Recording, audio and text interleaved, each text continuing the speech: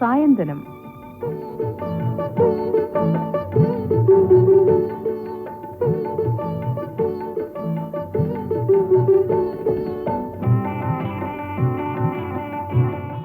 മാറിമറിയുന്ന കുടുംബ ബന്ധങ്ങൾ. ഫാമിലി കൗൺസിലറും ഹിപ്നോതെറാപ്പിസ്റ്റുമായ ഡോക്ടർ തസ്നി നിസാറുമായി മനീഷ് എം പി നടത്തുന്ന അഭിമുഖം ഇപ്പോൾ കേൾക്കാം. നമസ്കാരം പ്രിയ ശ്രോതാക്കളെ, സായന്തനത്തിൻ്റെ ഈ പുതിയ അധ്യായത്തിലേക്ക് ഏവർക്കും സ്വാഗതം. മെയ് 15 അന്തർദേശീയ കുടുംബദിനം. അന്തർദേശീയ കുടുംബദിനത്തിനെക്കുറിച്ച്, കുടുംബത്തിനെക്കുറിച്ച്, കേരള സമൂഹത്തിൽ വന്നിരിക്കുന്ന കുടുംബത്തിലെ മാറ്റങ്ങളെക്കുറിച്ച്, അതെങ്ങനെയാണ് വ്യക്തിപരമായിട്ടുള്ള മുതിർന്ന പൗരന്മാരെ മാത്രമല്ല വരുന്ന തലമുറകളെയും എങ്ങനെയൊക്കെയാണ് ബാധിക്കുന്നത് എന്നൊക്കെ ചർച്ച ചെയ്യാൻ നമ്മോടൊപ്പം സ്റ്റുഡിയോയിൽ ഡോക്ടർ തസ്നീം നിസാർ ഉണ്ട്. നമുക്ക് സ്വാഗതം ചെയ്യാം. നമസ്കാരം. ഞാൻ സൂചിപ്പിച്ചു, അന്തർദേശീയ കുടുംബദിനം ആചരിക്കുകയാണ് മെയ് 15. അപ്പോൾ കുടുംബം എന്ന് പറയുന്ന ഒരു സങ്കല്പത്തിൽ കഴിഞ്ഞ കുറച്ച് കാലമായി കേരളത്തിൽ കാര്യമായ മാറ്റങ്ങൾ വന്നിട്ടുണ്ട്. ഒരുപാട് വളരെ പെട്ടെന്ന് മാറിക്കൊണ്ടിരിക്കുന്നൊരു സമൂഹം കൂടിയാണല്ലോ കേരള സമൂഹം. അതിനെ ഡോക്ടർ എങ്ങനെയാണ് ഒബ്സർവ് ചെയ്യുന്നത്? കേരള സമൂഹം വളരെ വേഗത്തിൽ ഒരുപാട് കാര്യങ്ങൾ മാറ്റം സംഭവിക്കുന്നുണ്ട്, ശരിയാണ്. എന്നാൽ ഒരുപാട് കാര്യങ്ങൾ ഇപ്പോഴും അതുപോലെ തന്നെയുണ്ട്. അതുകൊണ്ട് തന്നെ ഞാൻ നേരിടുന്ന ഓഡിയൻസിലുള്ള പാറ്റേൺസ് ഇപ്പോഴും ഏറെക്കുറെ സെയിം ആണ്. അത് പ്രസൻറ്റ് ചെയ്യുന്ന രീതി, പുറമെ കാണുന്ന രീതിയിൽ മാത്രമേ വ്യത്യാസമുള്ളൂ. അത് അന്വേഷിച്ച് പോകുമ്പം അതിൻ്റെ മൂലകാരണം അവിടെ തന്നെയാണ് നിൽക്കുന്നത്. ഈ നമ്മൾ പൊതുവേ വാർത്തകൾ നോക്കുമ്പോഴത്തേക്കെല്ലാം ഒരുപാട് ഡിസ്ഫങ്ഷണൽ ഫാമിലീസിനെ കാണാറുണ്ട്. വളരെ അക്രമാസക്തമായി കൊലപാതകങ്ങളിലൊക്കെ വരെ എത്തുന്ന രീതിയിലുള്ള വാർത്തകൾ നമ്മൾ വായിക്കുന്നു. അത് എന്തുകൊണ്ടാവാം? ഡിസ്ഫങ്ഷണൽ ഫാമിലീസ് എന്ന് പറയുന്നതിന് മുന്നേ ഞാൻ മനസ്സിലാക്കുന്നത് നമ്മളുടെ ജനറൽ പോപ്പുലേഷനിൽ പ്രോപ്പർ ഹെൽത്തി ഫങ്ഷനിങ് എന്താണെന്ന് അറിയില്ല, ഇപ്പോഴും അറിയില്ല. കാരണം ഒന്നാമത് നമ്മുടെ സ്കൂളുകളിൽ പഠിപ്പിക്കുന്നില്ല. പിന്നെ ചുറ്റും കണ്ട് മനസ്സിലാക്കാനാണെങ്കിൽ ഫങ്ഷണൽ ഫാമിലീസ് വളരെ കുറവാണ്. ഇപ്പം 1000-1 എന്നൊക്കെ വേണമെങ്കിൽ പറയാം. അപ്പോൾ ആദ്യം നമുക്ക് ഫങ്ഷണൽ ഫാമിലീസിൻ്റെ നമുക്ക് നോട്ടീസ് ചെയ്യാൻ പറ്റുന്ന കുറച്ച് ഫീച്ചേഴ്സ് ഉണ്ട്. അതിലേറ്റവും പ്രധാനമായിട്ട് നിൽക്കുന്ന ആ ഫങ്ഷണൽ ഫാമിലിയിൽ ഉള്ള ഓരോരുത്തർക്കും, അതായത് ആ ഫാമിലി എന്ന് പറയുന്ന ഒരു സിസ്റ്റവും അതിലുള്ള ഓരോ അംഗവും ഓരോ യൂണിറ്റാണ്. എല്ലാ യൂണിറ്റും ഒരേപോലെ ഇമ്പോർട്ടൻ്റ് ആണ്. അപ്പം ആ ഓരോ യൂണിറ്റിലുള്ള ഓരോ വ്യക്തിക്കും അവരുടെ സെൻസ് ഓഫ് ഇൻഡിവിജ്വാലിറ്റി ഉണ്ട്. അതൊരു ചെറിയ കുഞ്ഞാണെങ്കിലും അമ്മയാണെങ്കിലും മുത്തശ്ശനാണെങ്കിലും ഒരു ഇൻഡിവിജ്വാലിറ്റി അവർക്ക് തുടക്കം മുതലേ ഉണ്ട്. പിന്നെ രണ്ടാമത് പറയുന്നത് കമ്മ്യൂണിക്കേഷൻ വളരെ ക്ലിയർ ആയിരിക്കും. നമ്മൾ തന്നെ നമ്മളുടെ വീട്ടിൽ നമ്മൾ വളർന്നു വന്ന സാഹചര്യത്തിൽ നമുക്ക് തോന്നുന്ന എന്തും അല്ലെങ്കിൽ വിചാരിക്കുന്ന എന്തും നമ്മളുടെ പേരൻസിനോട് അങ്ങനെ തന്നെ പറയാൻ പറ്റുമായിരുന്നോ എന്ന് ചോദിക്കുകയാണെങ്കിൽ നമ്മളുടെ ഫങ്ഷനാലിറ്റിയെക്കുറിച്ച് നമുക്ക് മനസ്സിലാവും. അപ്പോൾ വളരെ ഹെൽത്തി ആയിട്ട് എന്ത് കാര്യമുണ്ടെങ്കിലും തുറന്ന് പരസ്പരം ചർച്ച ചെയ്യാനുള്ള ഒരു കമ്മ്യൂണിക്കേഷൻ്റെ ഒരു സ്പേസ് ഫങ്ഷണൽ ഫാമിലിയിൽ വളരെ ക്ലിയർ ആയിട്ടുണ്ടാവും. പിന്നെ ബൗണ്ടറീസ്, അതായത് എല്ലാവർക്കും അവരവരുടേതായിട്ടുള്ള ബൗണ്ടറീസ് ഉണ്ട്. നമ്മൾ ബൗണ്ടറീസ് എന്ന് വിചാരിക്കുന്നത് അതിര് വെച്ചിട്ട് ഒരാളെ മാറ്റി നിർത്തുന്നതല്ല. ഒരാൾക്ക് ആ ഇൻഡിവിജ്വലാണ്, അവർക്കൊരു ഐഡൻറ്റിറ്റി ഉണ്ട്, ആ വ്യക്തിക്ക് വേണ്ടിയിട്ടുള്ള അവരുടെ ഒരു സ്പേസ് ഉണ്ട്. അതിനേക്ക് നമ്മൾ കൊടുക്കുന്ന ഒരു ബഹുമാനം, ഒരു വാല്യൂ, അതാണ് ബൗണ്ടറി. അപ്പോൾ ഒരു ഫങ്ഷണൽ ഫാമിലിക്കകത്ത് എല്ലാവർക്കും ബൗണ്ടറീസ് ഉണ്ട്. പിന്നെ നമ്മൾ വളരെ കോമൺ ആയിട്ട് കാണുന്നത്, പ്രത്യേകിച്ച് പേരൻസിനാണ് കാണുന്നത്, ഒരു റെസ്ക്യൂവർ മെൻറ്റാലിറ്റി ഉണ്ട്. അയ്യോ, എൻ്റെ ഹസ്ബൻഡ് അല്ലെങ്കിൽ എൻ്റെ വൈഫ്, എൻ്റെ കുട്ടികൾ, എൻ്റെ പേരൻസ്, അവരെ ഞാനങ്ങ് രക്ഷിച്ചെടുക്കണം. അവിടെ രക്ഷിച്ചെടുക്കണം എന്ന് നമ്മൾ പറയുന്നു, പക്ഷേ ആക്ച്വലി അതിൻ്റെ അർത്ഥം ഞാൻ ഉദ്ദേശിക്കുന്ന രീതിയിലാണ് അവരെ എനിക്ക് വേണ്ടത് അല്ലെങ്കിൽ അവർ ഫങ്ഷൻ ചെയ്യേണ്ടതെന്നാണ്. അത് നമ്മൾ അറിയുന്നില്ല. നമ്മളത് നമ്മളുടെ മുന്നിലുള്ള ജനറേഷനിൽ നിന്നോ അല്ലെങ്കിൽ നമ്മളെ സാഹചര്യത്തിൽ നിന്ന് പഠിച്ചൊരു കാര്യമായിരിക്കും. ആ ഒരു റെസ്ക്യൂവർ മെൻറ്റാലിറ്റി അവിടെ ഇല്ല. ഫങ്ഷണൽ ഫാമിലിയിൽ നമ്മൾ ഹെൽപ്പ് ചെയ്യും, പക്ഷേ അഗെയിൻ ബൗണ്ടറി വെച്ചിട്ട് ഒരാൾക്ക് നമ്മളിപ്പോൾ ഒരു പരിധി വിട്ട് ഒരാളെ ഹെൽപ്പ് ചെയ്യാൻ നിന്ന് കഴിഞ്ഞാൽ അവർ വളരില്ല, അല്ലേ? അപ്പോൾ ഫങ്ഷണൽ ഫാമിലീസിൽ ഒരാളുടെ വളർച്ചയെ തടസ്സപ്പെടുത്താത്ത രീതിയിൽ മാത്രമേ സഹായം ചെയ്യുകയുള്ളൂ. പിന്നത്തെ ഒരു 18 വയസ്സ് അല്ലെങ്കിൽ 20 വയസ്സ് കഴിയുമ്പം കുട്ടികൾക്ക് മൂവ് ഔട്ട് ചെയ്യണമെങ്കിൽ അവർക്ക് മൂവ് ഔട്ട് ചെയ്യാം. സ്നേഹത്തിന് യാതൊരു വ്യത്യാസവും ഇല്ല, ഒരു കാര്യങ്ങളും ഇല്ല. പക്ഷെ അവർ ഇൻഡിപെൻഡൻ്റ് ആവുന്നു, അവർക്ക് വേണമെങ്കിൽ മൂവ് ഔട്ട് ചെയ്യാം. ഇമോഷണൽ അത്യാചാരമില്ല, അതിൻ്റെ പേരിൽ ബ്ലാക്ക് മെയിലിംഗ് ഇല്ല, എൻ്റെ കൈവിട്ട് പോയി എന്നൊരു ഇതില്ല. അപ്പോൾ അത് വളരെ ലൗഡായിട്ട് നമുക്ക് കാണാൻ പറ്റുന്നൊരു കാര്യമാണ്. പിന്നെ ആ വീട്ടിൽ കോൺസ്റ്റൻ്റ് ആയിട്ട് ഫിക്സ്ഡ് ആയിട്ടൊരു വാല്യൂ സിസ്റ്റം ഉണ്ടാവും. ആ റോള് മാറിയതിൻ്റെ പേരിൽ ആ വാല്യൂസിന് വ്യത്യാസമൊന്നുമില്ല. അതായത് ഒരു നിയമം എല്ലാവർക്കും ഒരേപോലെയാണ്. അപ്പോൾ ഒരു കോൺസ്റ്റൻറ്റ് വാല്യൂ സിസ്റ്റം ഉണ്ടാവും.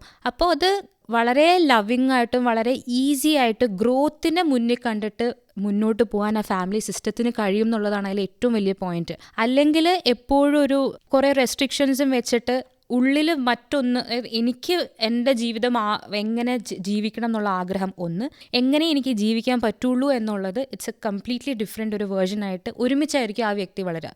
ഇതൊരു ഫങ്ഷണൽ ഫാമിലി സിസ്റ്റത്തിൽ അങ്ങനെയല്ല. അപ്പോൾ there is A sense of freedom, healthy ആണ്, ആൻഡ് കുറേ കൂടെ ഗ്രോത്ത് ബേസ് ചെയ്തിട്ട് നല്ല ഐഡിയോളജീസൊക്കെ പരസ്പരം ചർച്ച ചെയ്യാനും ഒക്കെ നമുക്ക് പറ്റും. അതാണ് ഒരു ഫങ്ഷണൽ ഫാമിലിയുടെ അടയാളം. ഇനി ഡിസ്ഫങ്ഷണൽ ഫാമിലിയിലാവട്ടെ ഈ പറഞ്ഞ കാര്യങ്ങളൊന്നും ഇല്ല എന്നുള്ളതാണ് ഫസ്റ്റ് പോയിന്റ്. രണ്ടാമത്തെ കാര്യം വെച്ചാൽ ഇതിൽ ഏതെങ്കിലുമൊക്കെ ഒരു കാര്യം ചെയ്യാൻ ശ്രമിക്കുമ്പോൾ അവിടെ ഗിൽറ്റ്, ഷെയിം എന്നുള്ള, അതായത് കുറ്റബോധം ഒരു പരിധി കഴിയുമ്പോൾ തന്നെത്താൻ തോന്നി തുടങ്ങും. അയ്യോ ഞാൻ അങ്ങനെ ചെയ്യാൻ പാടില്ലായിരുന്നു, അല്ലെങ്കിൽ ഞാൻ എൻ്റെ ഇഷ്ടത്തിനൊരു ഡ്രസ്സ് എടുത്തിട്ടത് കുറ്റമായി പോയി എന്ന് അവനവന് തോന്നിയിട്ട് ആകെ ഗിൽറ്റ് വരാൻ തുടങ്ങും. ഞാൻ എൻ്റെ പ്രാക്ടീസിൽ കാണുന്നൊരു പാറ്റേൺ എന്താണെന്ന് വെച്ച് കഴിഞ്ഞാൽ, ഒന്നെങ്കിൽ ചെറിയ കുട്ടികൾ ചെറുതിലേ അവർ പേരൻസ് ആവും.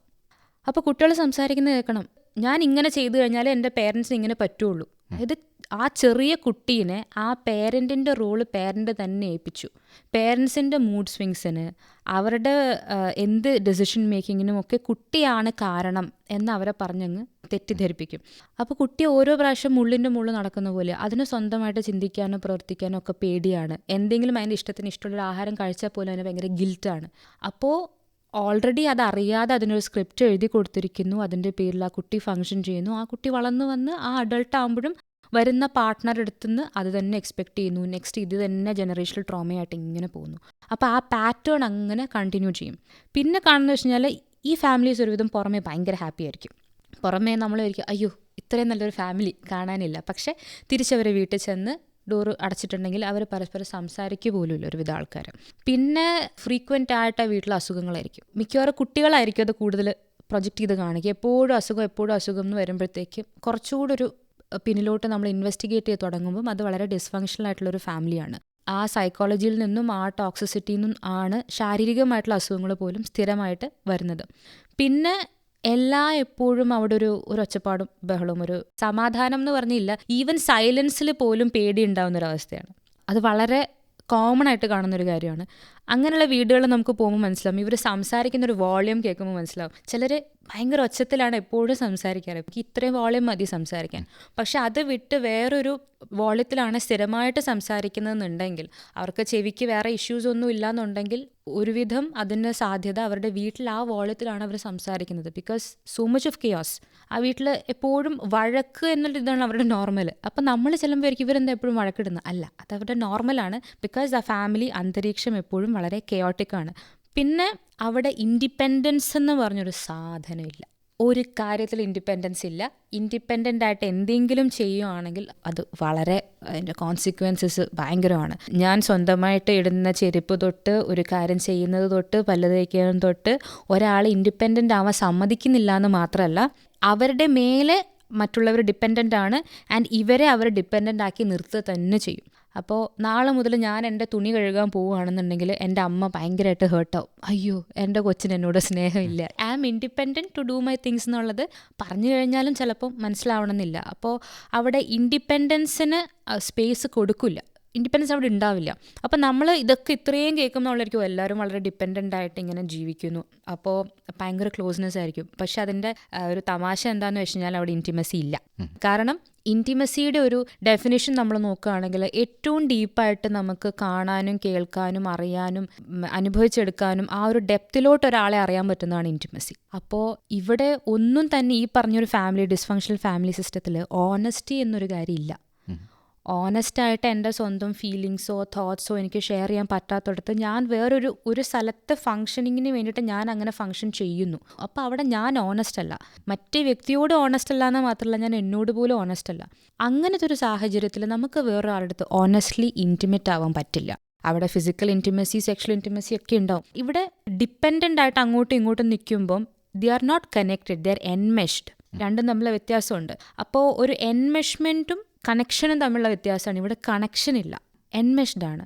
അങ്ങോട്ടും ഇങ്ങോട്ടും തിരിച്ചറിയാൻ പറ്റുന്നില്ല, ആരെന്ത് ചെയ്ത്, ഞാനിതിൽ എന്ത് ചെയ്യും, ഐ ആം സ്റ്റക്ക് എന്നുള്ളതാണ് ഒരുവിധം എല്ലാവരും പറയുന്നത്. There is no sense of independence. അവിടെ ഇൻറ്റിമസി ഇല്ല, കണക്ഷൻ ഇല്ല. അവർക്ക് ഫ്രീ ആയിട്ടൊരു കാര്യം എക്സ്പ്രസ് ചെയ്യാൻ സ്പേസ് ഇല്ല, വോയിസ് ഇല്ല, ഒന്നുമില്ല. കല്യാണം കഴിച്ച് കഴിഞ്ഞാൽ പോലും, മറ്റൊരു കുടുംബമായാൽ പോലും, വേറൊരു വീട്ടിലോ വേറൊരു രാജ്യത്തോ ചെന്ന് നിന്നാൽ പോലും ഇതിനകത്ത് നിന്ന് മുക്തിയില്ല. അപ്പോൾ നമ്മൾ വിചാരിക്കും വീട് വിട്ടു പോയി കഴിഞ്ഞാൽ പ്രശ്നം തീർന്നില്ല. ഇല്ല, നിങ്ങൾ ആ സോഫ്റ്റ്വെയറും കൊണ്ടാണ് പോകുന്നത്. അപ്പോൾ എവിടെ കൊണ്ടിട്ടാൽ ആ സോഫ്റ്റ്വെയർ ഫംഗ്ഷൻ ചെയ്യുള്ളൂ. അപ്പോൾ നമ്മൾ യൂഷ്വലി എൻവെസ്റ്റ്മെൻറ്റിൻ്റെ കാര്യത്തിൽ പറയാറുണ്ട്, യു ആർ ആസ് സിക്ക് as the secrets you carry. അപ്പോൾ ഇതൊക്കെ നമ്മൾ ക്യാരി ചെയ്യുന്ന സീക്രറ്റ്സ് ആണ്. അതിൻ്റെ ഇൻറ്റൻസിറ്റിയും അതിൻ്റെ കാലയളവും അനുസരിച്ചിട്ടാണ് നിങ്ങൾ എത്രത്തോളം രോഗിയായി എന്ന് മനസ്സിലാവുന്നത്. അപ്പോൾ ഈ ഫങ്ഷണൽ ആൻഡ് ഡിസ്ഫങ്ഷണൽ ഫാമിലീസിൻ്റെ ഒരു വേർതിരിവ് കുട്ടികൾക്ക് ചെറിയ പ്രായത്തിൽ അറിയാത്തതുകൊണ്ട് ഇതിൽ നോർമൽ ഏതാണ് അബ്നോർമൽ ഏതാണെന്ന് അവർക്ക് മനസ്സിലാവില്ല. അപ്പോൾ മുതിർന്നതിന് ശേഷം പല ഏജ് ഗ്രൂപ്പിലായിട്ട് തെറാപ്പിസ്റ്റിൻ്റെ മുന്നിലേക്ക് വരുമ്പം നിങ്ങൾ എന്തുകൊണ്ടത് ചെയ്യുന്നില്ല, അല്ലെങ്കിൽ അവരെ ഫങ്ഷണൽ ഫാമിലിയുടെ ഒരു പാറ്റേണിലോട്ട് അവരെ നടത്തിക്കാൻ ശ്രമിക്കുമ്പം അവർക്ക് തെറാപ്പിയോടും തെറാപ്പിസ്റ്റിനോടും ആദ്യം ഭയങ്കര ബുദ്ധിമുട്ടുണ്ടാവും. നമ്മളെന്തോ അവരെ കൊണ്ട് വലിയ തെറ്റ് ചെയ്യിപ്പിക്കുകയാണ്. ബിക്കോസ് നേരത്തെ പറഞ്ഞാൽ ഗിൽട്ടും ഷെയിമുമാണ് ആദ്യം വരിക. ആദ്യത്തെ സ്റ്റേജിലൊക്കെ ഈ ഒരു കോൺഫ്ലിക്റ്റ് അവർക്ക് എപ്പോഴും ഉണ്ടാവും. മെയിൻ റീസൺ ഫങ്ഷണൽ ഫാമിലി എന്താണെന്ന് അറിയാത്തതുകൊണ്ടാണ്. നമ്മൾ ഇതെല്ലാം ചർച്ച ചെയ്യുമ്പോഴും പൊതുവേ ഇതെല്ലാം ഒരു മുതിർന്ന തലമുറയുടെ ഉത്തരവാദിത്തമാണെന്നും മുതിർന്ന പൗരന്മാരാണ് ഇതിൻ്റെ എല്ലാം ഒരു അതോറിറ്റി എന്നും ഒരു പൊതുവെ ഒരു വിശ്വാസം നമുക്കുണ്ടല്ലോ. ഈ ഒരു സിസ്റ്റത്തിനകത്ത് മുതിർന്ന പൗരന്മാരുടെ ഒരു സ്ഥാനം എവിടെയാണ്? എൽഡേഴ്സ് പറയും അവരുടെ കാലത്ത് എല്ലാം ശരിയായിരുന്നു, കുട്ടികൾ പറയുന്നു എൽഡേഴ്സിൻ്റെ കാര്യത്തിലൊന്നും ശരിയല്ല, നമ്മളിതിനിടയ്ക്ക് പെടുവാണ്. അപ്പോൾ ഇവിടെ സംഭവിക്കുന്നത് എന്താണെന്ന് വെച്ച് കഴിഞ്ഞാൽ, ഇപ്പം നമ്മളുടെ പേരൻസിൻ്റെ കാലഘട്ടത്തിൽ ഉണ്ടായിരുന്നവർ നമ്മുടെ അടുത്ത് പറയും ഞങ്ങൾ അനുഭവിച്ച പോലെ ഒന്നും നിങ്ങൾക്ക് അനുഭവിക്കേണ്ടി വന്നിട്ടില്ല. നമ്മൾ ഇത് തന്നെ നമ്മുടെ പിള്ളേരുടെ അടുത്തും പറയും. സോ ഇതിനകത്ത് കാര്യം എന്താ വെച്ച് കഴിഞ്ഞാൽ, നമ്മളുടെ പേരൻസ് അവർക്ക് കിട്ടിയിട്ടുള്ള എല്ലാ ഫങ്ഷനിങ്ങും അല്ലെങ്കിൽ എല്ലാ ഡിസ്ഫങ്ഷനാലിറ്റീസും ബ്രേക്ക് ചെയ്തിട്ടല്ല നമുക്ക് തന്നിരിക്കുന്നത്. പക്ഷെ അവരൊന്നും ബ്രേക്ക് ചെയ്തില്ല എന്നും അതിനർത്ഥമില്ല. അവർക്ക് കിട്ടാതിരുന്ന ഒരുപാട് കാര്യങ്ങൾ നമുക്ക് അവർ തന്നിട്ടുണ്ട്. നമ്മൾ അതിനകത്തുനിന്നും കുറേ ഫിൽട്ടർ ചെയ്തിട്ടാണ് അടുത്തേക്ക് കൊടുക്കുന്നത്. അപ്പോൾ അവർ ജീവിച്ച സാഹചര്യത്തിൽ അവർക്ക് ഒരുപാട് ചാലഞ്ചസ് ഉണ്ടായിരുന്നു. അപ്പോൾ അവർ പറയുന്നു കിലോമീറ്റേഴ്സ് നടന്നു പോകണമായിരുന്നു, വെഹിക്കിളില്ലായിരുന്നു, പൈസ ഇല്ലായിരുന്നു, ഫുഡ് ഇല്ലായിരുന്നു, ഇതൊന്നും ഇല്ലായിരുന്നു. അതുപോലെ വീട്ടിൽ എക്സാക്ട്ലി ടെക്നോളജി ഇല്ലായിരുന്നു. ഇപ്പോഴത്തെ കുട്ടികൾക്ക് ടെക്നോളജിയുടെ കൂടുതലാണ് എന്നൊക്കെ പറയുന്നുണ്ട്. ആക്ച്വലി അതങ്ങനെയല്ല. ഓരോരോ ജനറേഷനിലും ഓരോരോ കാലഘട്ടത്തിലും അതിൻ്റേതായ ചാലഞ്ചസ് എപ്പോഴും ഉണ്ട്. അവരുടെ കാലത്ത് ടെക്നോളജി ഇല്ലായിരുന്നു അതുകൊണ്ട് ബെറ്റർ ആയിരുന്നു എന്നുള്ളതല്ല. ഇന്ന് ടെക്നോളജി ഉള്ളത് കൊണ്ട് ഒരുപാട് കാര്യങ്ങൾ അറിയുന്നുണ്ട്. അന്ന് അറിയുന്നതും വീടുകളിൽ അത് അറിയാണ്ട് പോകുന്നത് ഒരുപാട് കാര്യങ്ങളുണ്ട്. ഇപ്പം ഹെൽത്തിൻ്റെ രീതിയിൽ ഒരുപാട് അവർ കൃഷി ചെയ്തിരുന്നപ്പം നല്ല ഭക്ഷണം കിട്ടിയിരുന്നു, കുറച്ചുകൂടെ ആരോഗ്യാവസ്ഥ ഉണ്ടായിരുന്നു. എങ്കിലും അന്നത്തെ ഡെത്ത് റേറ്റ് വെച്ച് നോക്കുകയാണെങ്കിൽ വേറെ ഒരുപാട് അസുഖങ്ങൾക്ക് ഇന്ന് നമുക്ക് പരിഹാരമുണ്ട്. എന്ന് പറയുന്ന പോലെ ആ കാലഘട്ടത്തിൽ ഈ പറഞ്ഞ മെൻ്റൽ ഹെൽത്ത് എന്ന് പറഞ്ഞൊരു സംഭവം ഉണ്ടായിരുന്നില്ല. അല്ലെങ്കിൽ പക്ഷേ മെൻ്റൽ ഡിസ്ട്രെസ് വന്നിട്ടും ആത്മഹത്യ ചെയ്തിട്ടുള്ള ആൾക്കാരുണ്ട്, അല്ലെങ്കിൽ മെൻ്റലി ഡെഡ് ആയിട്ടുള്ള ആൾക്കാരുണ്ട്. അതായത് അവർ ജസ്റ്റ് ഫങ്ഷൻ ചെയ്ത് പോവുമായിരുന്നു, അവരെങ്ങനെയൊക്കെയോ ജീവിച്ചു എന്നല്ലാണ്ട് അവരുടെ ലൈഫ് ഡെഡായിരുന്നു എന്നുള്ളതിന് ഒരുപാട് തെളിവ് ഇന്ന് തന്നെ ഇഷ്ടംപോലെ ആൾക്കാരുടെ അടുത്ത് സംസാരിക്കുമ്പോൾ മനസ്സിലാവും. അപ്പോൾ ആ പറഞ്ഞ ഇഷ്യൂസ് അവരിൽ നിന്ന് അവരുടെ ഒരു ഭാഗമായിട്ട്, ഇപ്പം നമ്മൾ വിചാരിക്കും കുട്ടികളിത് കണ്ടു വളരുന്നത് അല്ല. ഞാൻ നോക്കുമ്പം റിഗ്രസ് ചെയ്യേണ്ടി വരും ചിലർക്ക്. അപ്പോൾ റിഗ്രസ് ചെയ്യുന്ന സമയത്ത് പലപ്പോഴും ഏറ്റവും കൂടുതൽ കോറായിട്ടുള്ള ഒരുപാട് ഇമോഷൻസ് അവരെ നമ്മൾ കൺട്രോൾ ചെയ്യുന്ന കോറായിട്ടുള്ള ഇമോഷൻസ് കിട്ടുന്നത് അവർ ഗർഭപാത്രത്തിൽ കിടക്കുമ്പോഴാണ്. അപ്പോൾ അമ്മയുടെയും മാത്രമല്ല അച്ഛൻ്റെ അന്നത്തെ സ്ട്രെസ്സ് അത് അമ്മയിലേക്ക് എത്രത്തോളം ട്രാൻസ്ഫറായി, അമ്മയുടെ അന്നത്തെ ഒരു മെൻ്റൽ ഇഷ്യൂ അല്ലെങ്കിൽ അന്നത്തെ ഹെൽത്ത് ഇഷ്യൂസ് എല്ലാം തന്നെ കുഞ്ഞ് അതിൻ്റേതായിട്ട് അബ്സോർബ് ചെയ്യുന്നുണ്ട്. ആ ഒരു ബേസിക് പ്രോഗ്രാമിങ്ങുമായിട്ടാണ് അത് ജനിക്കുന്നത്. അതിനെ റീഇൻഫോഴ്സ് ചെയ്യിക്കാനായിട്ട് നമ്മളുടെ ചുറ്റുമുള്ള അതേ സാഹചര്യത്തിൽ അതിനെ കൂട്ടിയുറപ്പിക്കുന്നു. അപ്പോൾ ഈ പറഞ്ഞ ഒരു പാറ്റേണിൽ നിന്ന് ഒരു കുട്ടി ജനിച്ച് വളർന്നു വരുമ്പോൾ എന്ത് പറ്റുമെന്ന് വെച്ച് കഴിഞ്ഞാൽ, ഒരു പരിധി വരെയൊക്കെ നേരത്തെ പറഞ്ഞല്ലോ ഡിസ്ഫങ്ഷനാലിറ്റിയിൽ നിൽക്കുമ്പം ഇത് ശരിയല്ല എന്ന് മനസ്സിലാവുന്നുണ്ട്. And you keep quiet. പുറമേ ചിലപ്പോൾ നമുക്ക് ഇഷ്ടംപോലെ ഡിസ്ട്രാക്ഷൻസ് ഉണ്ടാകും, കൂട്ടുകാർ ഇതൊക്കെ. അപ്പോൾ വളരെ കോമൺ ആയിട്ട് എല്ലാവരും പറയുന്നതാണ് ഫ്രണ്ട്സുമായിട്ട് ഒരു കുഴപ്പമില്ല, പക്ഷേ ഒരു റിലേഷൻഷിപ്പിലോട്ട് പോകുമ്പോൾ അത് അങ്ങോട്ട് ശരിയാവുന്നില്ല. എന്ന് വെച്ച് കഴിഞ്ഞാൽ നമ്മുടെ ഏറ്റവും കോർ വൂൺസ് സർഫേസ് ചെയ്യാൻ പോകുന്നത് നമ്മുടെ ഇൻറ്റിമേറ്റ് പാർട്ട്ണറുടെ അടുത്തായിരിക്കും. അപ്പോൾ ഇൻറ്റിമേറ്റ് പാർട്ട്ണറുടെ അടുത്ത് അത് എക്സ്പ്രസ് ആവാൻ തുടങ്ങും. അത്രയും നാൾ ആ വീട്ടിൽ നിന്നും പേരൻസിൻ്റെ അടുത്തു നിന്നും സാഹചര്യത്തിൽ നിന്നൊക്കെ ആർജിച്ചെടുത്തതും നമ്മൾ പ്രത്യക്ഷത്തിൽ നമ്മൾ തിരിച്ചറിയുക പോലും ചെയ്യാത്ത നമ്മളുടെ ഒരുപാട് പാറ്റേൺസ് പുറമേ വരാൻ തോന്നും. We start behaving what we have accumulated. നമ്മൾ അക്യുമുലേറ്റ് ചെയ്ത രീതിയിൽ നമ്മൾ ബിഹേവ് ചെയ്യാൻ തുടങ്ങും. അപ്പോഴാണ് അവിടെ പ്രശ്നങ്ങൾ സ്റ്റാർട്ട് ചെയ്യുക. അപ്പോൾ പ്രണയിക്കുന്ന സമയത്താണെങ്കിൽ കുറേ റിലേഷൻഷിപ്പ് അവിടെ ബ്രേക്കപ്പ് ആവും. ചിലർ എന്ത് പറ്റും, ഈ പറഞ്ഞ ആണും പെണ്ണും രണ്ടുപേരും ഡിസ്ഫങ്ഷനാലിറ്റീസും കൊണ്ടാണ് വരുന്നത്. ഇത് രണ്ടുപേരും എക്സ്പ്രസ് ചെയ്യുന്നുണ്ട്. കല്യാണം കഴിച്ചിട്ടാണെങ്കിൽ ചിലർ അവിടെ നിന്ന് ബ്രേക്കപ്പ് ആവും, അല്ലാന്നുണ്ടെങ്കിൽ ചിലരെന്ത് ചെയ്യും, അത് പിന്നെയും കുഴപ്പമില്ല അഡ്ജസ്റ്റ് ചെയ്ത് മുന്നോട്ട് പോകും. അപ്പം ഒരു ഡിസ്ഫങ്ഷനാലിറ്റി ഒരു ഫാമിലിയിൽ തുടങ്ങി ആ കുട്ടി അതിനെ സപ്രസ് ചെയ്തു, കല്യാണം കഴിച്ച് വന്ന ആൾ അതിനെ വീണ്ടും സപ്രസ് ചെയ്തു. ഇവർ രണ്ടും സപ്രസ് ചെയ്ത സാധനം ഇവരുടെ കുഞ്ഞ് ഉറപ്പായിട്ടും കാണിക്കും. അതെവിടെയും കാണാണ്ട് പോവില്ല. അപ്പോൾ നമ്മൾ നോക്കുമ്പോൾ എന്താ, ഈ കുട്ടിക്ക് മാത്രം പ്രശ്നം. പക്ഷേ ആരും മനസ്സിലാക്കുന്നില്ല ഇത് ഈ കുഞ്ഞിൻ്റെയോ ഈ ജനറേഷൻ്റെയോ പ്രശ്നമല്ല. ഇന്ന് നമ്മൾ ഈ ന്യൂ ജനറേഷന് ടെക്നോളജി വന്നതുകൊണ്ടാണ് എന്ന് പറയുന്നതിനോട് ഞാൻ യോജിക്കാതിരിക്കുന്നതിന് കാരണം അവർ കാണിക്കുന്ന ഡിസ്ഫങ്ഷനാലിറ്റി ഈസ് എ റിഫ്ലക്ഷൻ ഓഫ് ബാക്കി എല്ലാവരും ഹൈഡ് ചെയ്ത് വെച്ചതാണ് ഇവർ തുറന്ന് കാണിക്കുന്നത്. ആൻഡ് കുട്ടികളെ നമുക്ക് ഇന്നത്തെ കുട്ടികൾക്കുള്ളൊരു മെച്ചം എന്ന് വെച്ചാൽ അവരെ നമുക്ക് ഒരു പരിധി കഴിഞ്ഞിട്ട് അങ്ങോട്ട് സപ്രസ് ചെയ്ത് വെക്കാൻ പറ്റില്ല. കാരണം അവർ എക്സ്പ്രസ് ചെയ്യും. ടെക്നോളജി ഉണ്ട്, പുറമെ ആൾക്കാരോട് അവർക്ക് എക്സ്പ്രസ് ചെയ്യാൻ പറ്റും, അതുകൊണ്ട് അവരത് യൂസ് ചെയ്യും. നമുക്ക് അതിനെക്കുറിച്ച് അറിയില്ലായിരുന്നു. അപ്പം ഒരു കുട്ടി എപ്പോഴും കാണിക്കുന്നത് അവരുടെ മുന്നത്തെ ജനറേഷനും അതിൻ്റെ മുന്നത്തെ ജനറേഷനും അവർ കണ്ടിന്യൂ ചെയ്തുകൊണ്ട് വന്നിട്ടുള്ളത് ഈ കുട്ടി എക്സ്പ്രസ് ചെയ്യുന്നു എന്ന് മാത്രമേ ഉള്ളൂ. ഈ ഓൾഡർ ജനറേഷനിൽ നിന്ന് യങ്ങർ ജനറേഷന് പഠിക്കാൻ ഒരുപാടുണ്ട്, യങ്ങർ ജനറേഷനിൽ നിന്ന് ഓൾഡർ ജനറേഷനിൽ പഠിക്കാൻ ഒരുപാടുണ്ട്. ഫോർ എക്സാമ്പിൾ, ഇന്നത്തെ കുട്ടികൾക്ക് ഈ ഫീലിങ്ങിനെ കുറിച്ചും ട്രോമയെക്കുറിച്ചൊക്കെ അവർ പറയുന്നതല്ലാണ്ട് ആക്ച്വലി അവരുടെ ഇൻറ്റൻസിറ്റി നോക്കുകയാണെങ്കിൽ they are not feeling anything. അവർ കാണുകയും കേൾക്കുകയും ചെയ്യുന്നതല്ലാതെ എക്സ്പീരിയൻസസ് ഒരുപാട് കുറവാണ്. സോ അവരെ അത് ഫീൽ ചെയ്യാൻ പഠിപ്പിക്കാനും എക്സ്പീരിയൻസ് ചെയ്യാൻ പഠിപ്പിക്കാനും കുറേയൊക്കെ ഒരു പേഷ്യൻസ് വരുത്താനും നല്ലത് അവർ ഈ പറഞ്ഞ ഓൾഡർ ജനറേഷനുമായിട്ട് കുറേ കൂടെ മിങ്കിൾ ചെയ്യുമ്പം എങ്ങനെയാണ് അവർ കഥകളുടെ രൂപത്തിൽ അല്ലെങ്കിൽ എന്താ പറയുക, അവരുടെ കുഞ്ഞുങ്ങൾക്ക് അവരുടെ കൂടെ ടൈം സ്പെൻഡ് ചെയ്യണം. ടൈം സ്പെൻഡ് ചെയ്യുമ്പം ദേ ഫീൽ ഹേർഡ്. അവർ പറയുന്ന കേൾക്കുകയും അവർ പറയുന്നത് അവരുടെ ലാംഗ്വേജ് കുറച്ചൊക്കെ നമ്മൾ തിരിച്ച് സംസാരിച്ചില്ലെങ്കിൽ ആ ലാംഗ്വേജ് നമ്മൾ കേട്ടിരുന്നാൽ മതി. അക്കോമഡേറ്റ് ചെയ്യുമ്പം കുഞ്ഞുങ്ങൾക്ക് പൊതുവെ ഒരു രീതിയുണ്ട്, നമ്മൾ അങ്ങോട്ട് എന്ത് കൊടുക്കും അവർ 10 പ്രാവശ്യം തിരിച്ചു തരും. അപ്പോൾ അവരെ കേൾക്കുമ്പം അവർ തിരിച്ച് ഇതുപോലെ ഹെൽപ്പ് ചെയ്യും. അപ്പം ഞാൻ തന്നെ കണ്ടിട്ടുണ്ട് ഇതുപോലെ ഈ ഡൈനാമിക് ചേഞ്ച് ചെയ്യുമ്പം അപ്പൂപ്പനെ അമ്മൂമ്മ അടുത്തൊക്കെ അവർ വന്നിട്ട് ഇതെങ്ങനെ യൂസ് ചെയ്യേണ്ടതെന്നറിയോ, ഈ ടെക്നോളജി എങ്ങനെ യൂസ് ചെയ്യണമെന്ന് കുട്ടികളെ പഠിപ്പിച്ചു കൊടുക്കുന്നു. സോ ഈ ഒരു rapport is very beautiful to see.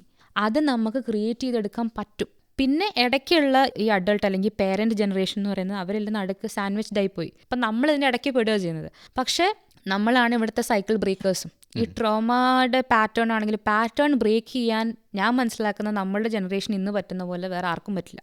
Because നമ്മളിത് രണ്ടും കണ്ടിട്ടുണ്ട്, ഇത് രണ്ടിൻ്റെയും എക്സ്പീരിയൻസ് നമുക്കുണ്ട്. അപ്പോൾ ഈ പറഞ്ഞ കാര്യങ്ങൾ 3 ജനറേഷനകത്തു നിന്നും മനസ്സിലാക്കി പരസ്പരം കമ്മ്യൂണിക്കേഷനകത്ത് നല്ലോണം വർക്ക് ചെയ്ത ബൗണ്ടറീസ് എന്താണെന്ന് മനസ്സിലാക്കി കഴിയുമ്പം ആ ഫാമിലിയുടെ ഫങ്ഷനാലിറ്റി മാറുന്നതിലൂടെ ജനറേഷനായിട്ട് വന്നുകൊണ്ടിരുന്ന പാറ്റേൺ അങ്ങ് ബ്രേക്ക് ആവുകയാണ്. ഇതെല്ലാം നമ്മൾ ഫാമിലിയെക്കുറിച്ച് ഇത്രയും ഡീറ്റെയിൽഡ് ആയിട്ട് സംസാരിക്കുമ്പോൾ പൊതുവേ ഇപ്പോൾ കുട്ടികളും മുതിർന്ന ആൾക്കാരും തമ്മിൽ കൂടുതൽ ഇടപഴകുന്നതിനെക്കുറിച്ച് സംസാരിച്ചു. പക്ഷേ ഇന്ന് നമ്മൾ അത്തരത്തിലുള്ള സാഹചര്യങ്ങളിൽ നിന്ന് വളരെ ഡിഫറെൻ്റ് ആയിട്ടുള്ളൊരു കുടുംബ സംവിധാനങ്ങളിലല്ലേ നമ്മൾ ഇടപഴകുന്നത്. അപ്പോൾ അത് തിരിച്ചു കൊണ്ടുവരാനും അത് മുതിർന്ന പൗരന്മാർക്ക് ഒരു ഇനിഷ്യേറ്റീവ് എടുക്കാനുള്ള സാഹചര്യങ്ങളുണ്ടോ, അവിടെയും ഒരു ഇന്നത്തെ കാലത്തുള്ള പല മാനസിക ആരോഗ്യ പ്രശ്നങ്ങളും അവിടെ ഇല്ലേ എന്നുള്ള ചോദ്യങ്ങൾ അവിടെ ഉണ്ടല്ലോ. ഉണ്ട്. അതായത് ഞാൻ നേരത്തെ പറഞ്ഞ പോലെ ഡിസ്ഫങ്ഷണൽ ഫാമിലി, അട്ടർലി ടോക്സിക് ആയിട്ട് ഡിസ്ഫങ്ഷണൽ ആയിട്ടുള്ളൊരു ഫാമിലി ആണ് എങ്കിൽ ഗ്രാൻഡ് പേരൻസ് ആ ഒരു ടോക്സിസിറ്റിയുടെ ഇൻറ്റൻസിറ്റി കൂടുതലായതിൻ്റെ പേരിലാണ് പേരൻസ് മാറി താമസിച്ചതെങ്കിൽ പിന്നെ കുഞ്ഞുങ്ങളെ അങ്ങോട്ട് കൊണ്ടുപോയിട്ട് കാര്യമില്ല. എന്തെങ്കിലും ഒരു ചേഞ്ചിന് അവിടെ സ്കോപ്പ് ഉണ്ടെന്നുണ്ടെങ്കിൽ നേരത്തെ പറഞ്ഞത് ഈ പറഞ്ഞ മിംഗ്ലിങ്ങും ഈ മെർജിങ്ങും ഒക്കെ കുറേ ഹെൽപ്പ് ചെയ്യും.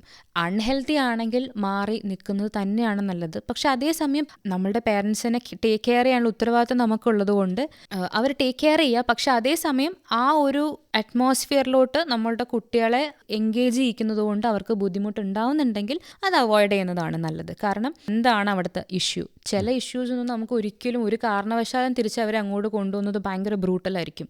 അതല്ലാത്തടത്തോളം ഈ പറഞ്ഞ കമ്മ്യൂണിക്കേഷൻ്റെ ഇഷ്യൂ ആണ്, അല്ലെങ്കിൽ 2 ഭാഗത്തും അവർക്കൊരു ഇടയ്ക്ക് ഒരു ബ്രിഡ്ജ് ചെയ്യുന്ന ഈ ഒരു ചിലപ്പോൾ പേരൻസിൻ്റെ ഈ ബ്രിഡ്ജിങ്ങിൻ്റെ ഇടയിലുള്ളൊരു ബുദ്ധിമുട്ട് കാരണമായിരിക്കും, അവിടെയും കമ്മ്യൂണിക്കേഷൻ്റെ ഒരു ഇഷ്യൂ കാരണമായിരിക്കും, ഭാഷ അറിയാത്തത് കൊണ്ടായിരിക്കും, അല്ലെങ്കിൽ പലരുടെയും ഇൻറ്റൻഷൻ്റെ വ്യത്യാസം കാരണമായിരിക്കും. അത് ആ കാര്യത്തിലൊക്കെ നമുക്ക് വർക്ക് ചെയ്യാൻ സ്ഥിതിയുണ്ട്. അപ്പം ഒറ്റയടിക്ക് ഇതെല്ലാം കൂടി തിരിച്ച് ന്യൂക്ലിയർ ഫാമിലി വിട്ടിട്ട് ജോയിൻറ്റ് ഫാമിലി ആയാൽ ശരിയാവുമെന്ന് ചോദിച്ചാൽ ഇല്ല. ജോയിൻറ്റ് ഫാമിലിയിൽ നിന്ന് വിട്ടിട്ട് ന്യൂക്ലിയർ ഫാമിലി ആയാൽ ശരിയാവുമെന്ന് ചോദിച്ചാൽ ഇല്ല. അഗൈൻ മാറി താമസിക്കുന്നത് കൊണ്ട് എവിടെ പോകുന്നുണ്ടെങ്കിൽ അല്ല, സോഫ്റ്റ്വെയറിലാണ് കാര്യം. ഡിസ്ഫങ്ഷനാലിറ്റി മാറ്റാൻ അവിടെ സ്പേസ് ഉണ്ടെങ്കിൽ ഈ പറഞ്ഞ മെർജിങ് വളരെ ബ്യൂട്ടിഫുൾ ആയിരിക്കും. കമ്മ്യൂണിക്കേഷൻ്റെ കാര്യം നമ്മൾ റിപ്പീറ്റഡ് ആയിട്ട് പറയുന്നുണ്ട്. ഇപ്പോൾ അടഞ്ഞ വാതിലുകൾക്കുള്ളിൽ എന്താണ് തീരെ കമ്മ്യൂണിക്കേഷൻ ഇല്ലാതിരിക്കുന്ന കാര്യം ഡോക്ടർ നേരത്തെ ഒന്ന് സൂചിപ്പിച്ചു. ഈ വാർദ്ധക്യകാലത്തും പലരും അഭിമുഖീകരിക്കുന്ന ഒരു വലിയ പ്രശ്നം, വളരെ ദീർഘമായ സർവീസ് ഉണ്ടായിരുന്ന ആൾക്കാർ അത് കഴിഞ്ഞിട്ട് പിന്നെ വീട്ടിൽ വന്ന് വെറുതെ ഇരിക്കുന്ന അവസ്ഥ. അപ്പോൾ ഇത് മറ്റൊരു രീതിയിൽ കുട്ടികൾ കുട്ടികളോടോ അടുത്ത് ഉള്ള മക്കളോടോ ഒക്കെ അത് പ്രൊജക്റ്റ് ചെയ്യുകയോ അല്ലെങ്കിൽ അങ്ങനെയൊക്കെ സംഭവിക്കാറുണ്ടല്ലോ. അതെങ്ങനെയായിരിക്കും നമുക്ക് അഡ്രസ്സ് ചെയ്യാൻ പറ്റുക? ഓരോരോ കാലഘട്ടത്തിൽ നമ്മളൊരു മനുഷ്യൻ്റെ ബ്രെയിൻ ഡെവലപ്മെൻറ്റ് പോലെ തന്നെ ബിഹേവിയറൽ ഡെവലപ്മെൻ്റ് ഉണ്ട്, സ്വഭാവത്തിൻ്റെ വളർച്ചയുണ്ട്. അതിൻ്റെ സ്റ്റേജസ് എടുത്ത് വെച്ച് നോക്കുകയാണെങ്കിൽ 0 to 2 2 വയസ്സ് വരെ ഒരു കുഞ്ഞ് അമ്മയുടെ കൂടെ ഉണ്ടാവുക എന്ന് പറയുന്നത് അതിന് ട്രസ്റ്റ് അല്ലെങ്കിൽ വിശ്വാസം എന്ന് പറഞ്ഞൊരു ബേസിക് ആയിട്ടുള്ളൊരു കാര്യം ഡെവലപ്പ് ചെയ്യാനുള്ളൊരു സമയമാണ്. അവിടെ ആ പ്രൊവിഷൻ ഇല്ലയെന്നുണ്ടെങ്കിൽ ആ വ്യക്തിക്ക്, കുഞ്ഞെന്നുള്ളതല്ല, ആ വ്യക്തിക്ക് കാലാകാലം ട്രസ്റ്റ് ഇഷ്യൂസ് ഉണ്ടാവും. എന്ന് പറയുന്ന പോലെ ഓരോരോ കാര്യങ്ങളും ഓരോ സ്റ്റേജസിലാണ് ഡെവലപ്പ് ചെയ്യുക. അപ്പോൾ ഓരോ സ്റ്റേജിലും ഓരോ ഫീച്ചർ അല്ലെങ്കിൽ അവിടെ ഡെവലപ്പ് ചെയ്യുന്ന ഓരോ കാര്യങ്ങളും മെയിനായിട്ട് നിൽക്കും. അവരുടെ പ്രൈം ഫോക്കസ് അതായിരിക്കും. അപ്പോൾ ഒരു 6 വയസ്സ് തൊട്ട് കുഞ്ഞിൻ്റെ ഫോക്കസ് കൂടെ പഠിക്കുന്ന കുട്ടികളാണ്, പേരൻസ് അല്ല. ചില പേരൻസ് പറയും അവൻ സ്കൂളിൽ പോകാൻ തുടങ്ങിയതിന് ശേഷം എന്നോട് സ്നേഹമില്ല, അല്ലെങ്കിൽ എൻ്റെ അടുത്ത് പഴയതുപോലൊന്നും സംസാരിക്കുന്നില്ല, ടൈം സ്പെൻഡ് ചെയ്യുന്നില്ല. കുട്ടികളുടെ ഫോക്കസ് മാറി. പേരൻസ് അത് മനസ്സിലാക്കണം, കുഞ്ഞുങ്ങളും അത് മനസ്സിലാക്കണം. അപ്പോൾ ആ ഒരു 6 വയസ്സ് തൊട്ട് 10 വയസ്സ് വരെ ഒരു ടൈം ഫ്രെയിം ആയിരിക്കും. പിന്നെ ഒരു 10 തൊട്ട് 12 വരെ, പിന്നെ 13 തൊട്ട് 14 വരെ. ഈ ഓരോരോ ടൈം ഫ്രെയിമിൽ അവരുടെ ഫോക്കസും അവരുടെ ചിന്താരീതികളും ഒക്കെ മാറിക്കൊണ്ടിരിക്കും. അപ്പം നേരത്തെ പറഞ്ഞ 3 കാറ്റഗറി വെച്ച് തിരിക്കുകയാണെങ്കിൽ ചെറിയ കുട്ടികൾക്ക് ഈ പറഞ്ഞ അവരുടെ ചൈൽഡ്ഹുഡ്, അത് കഴിയുമ്പോൾ അവരുടെ പഠനം, അവരുടെ കൂട്ടുകാർ, അഡോളസൻസ്, അപ്പം തന്നെ ഇഷ്ടം നല്ല ചാലഞ്ചസിലൂടെയാണ് അവർ പോകുന്നത്. അത് ഒരു സ്റ്റോറി റൺ ചെയ്തുകൊണ്ടിരിക്കുകയാണ്.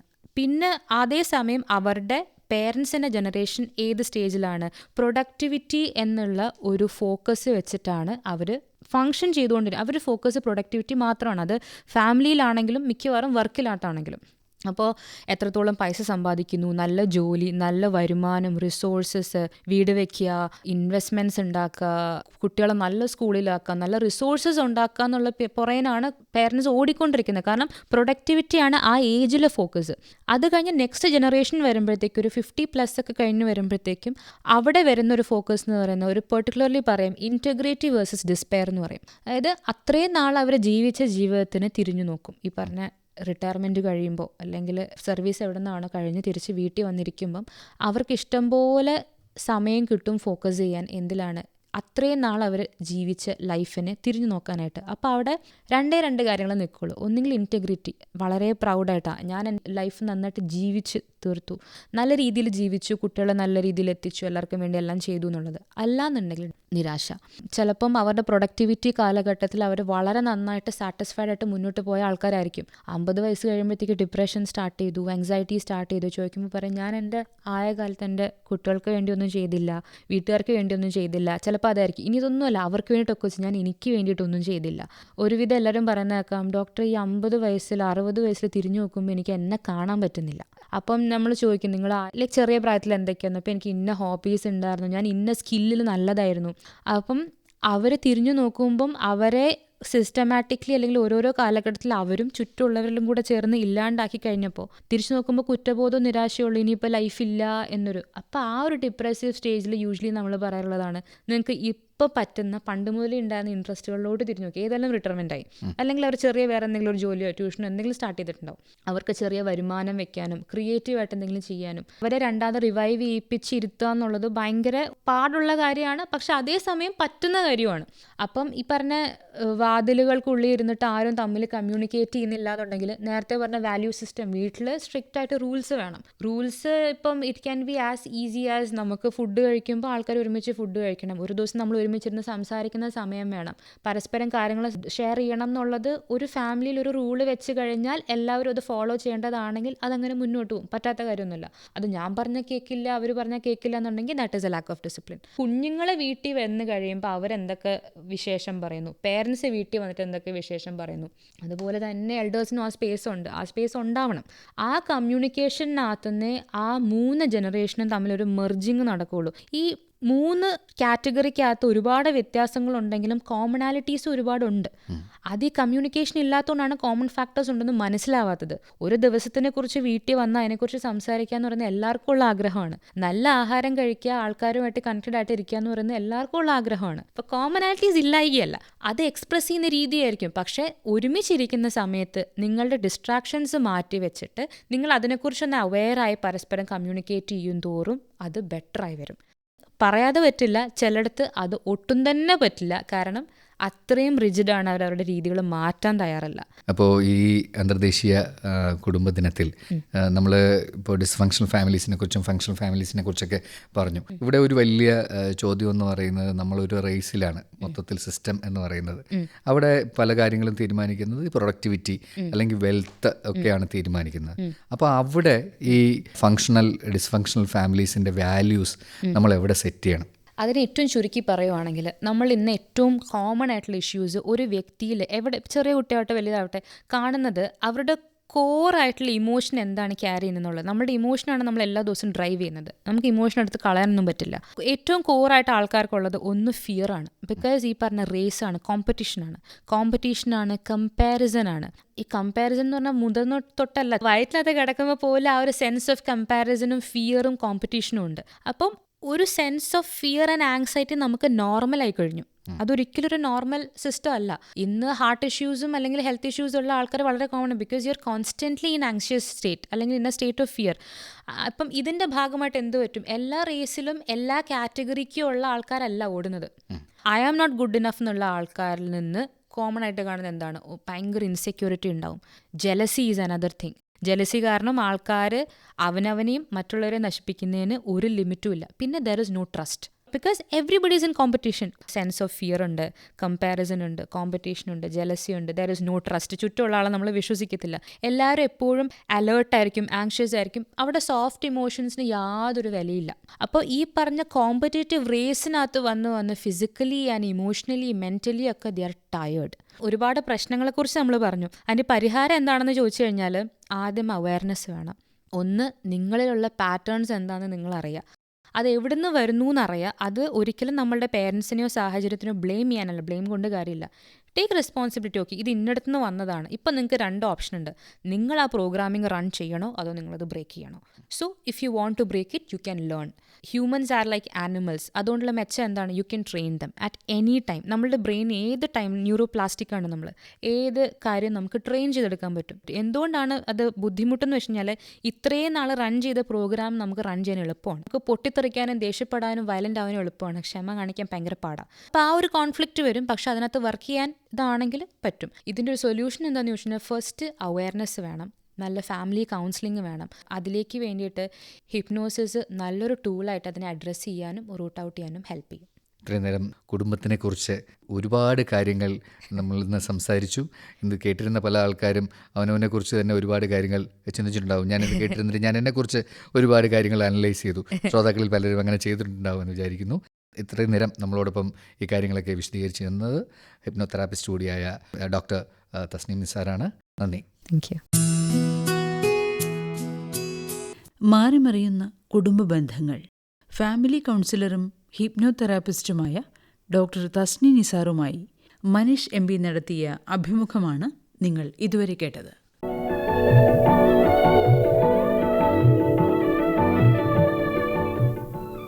സായന്തനം സമാപിച്ചു.